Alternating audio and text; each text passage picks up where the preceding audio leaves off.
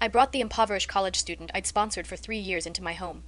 She was well behaved, sensible, and her emotional responses were calibrated to perfection. When dealing with complex feelings, she always performed exactly as required. In just 5 days, my husband couldn't take his eyes off her. He claimed I was too intense, too rigid, nothing like the gentle, understanding Caroline Dickerson. My in-laws held her hand and showered her with meticulous care, treating the stranger more like a cherished daughter-in-law than the woman who had served them for years. They turned a blind eye to my decade of sacrifice. That is, until the day my husband handed me the divorce papers. His parents, feigning heartbreak, cut ties with me immediately. They even joined forces to cyberbully me, pushing me into a maelstrom of public scorn and accusations. Disappointed, I reached into my pocket and pressed the controller. And finally, the world went quiet. It started 5 days ago. I decided to bring the student I'd sponsored for 3 years back to the house.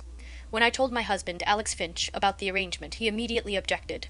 It is inappropriate, he insisted, brow furrowing. If she is struggling, we can just spend a little extra to rent her a studio apartment. I actually felt relieved by his resistance, but my hands were tied. This was a directive from company leadership. I had no authority to refuse. That first night, I tested the waters. What do you think of Caroline? She seems so pitiful. Shouldn't we just let her stay? Alex's attitude shifted. He didn't cling to his previous objections. She really is having a hard time, he conceded, voice softening. I'll clear out the guest room tomorrow. Caroline Dickerson was stunning. Tall and slender, with large, animated eyes that seemed to capture every light in the room. Her voice was soft, measured, unhurried, her personality programmed for maximum likability. I quietly studied my husband's reaction, but said nothing. The next day, my in-laws came to visit their son. Caroline answered the door, startling the older couple. Once introductions were made, however, realization dawned on them.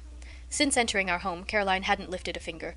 She didn't do housework, she simply offered emotional value. Her mouth was sweeter than honey, charming Alex and his parents effortlessly. Meanwhile, I dragged myself home after a full day of work, only to start my second shift, cleaning the house. My efforts earned no praise. Instead, I was constantly nitpicked by my mother-in-law, who compared me to their new favorite at every turn. Look at Caroline, so gentle, so considerate. Why can't you be more like her? She scolded. I really don't know what to say about you anymore. Then came the incident with the walnuts, heirlooms my father, in-law had been polishing for years. Caroline accidentally crushed them.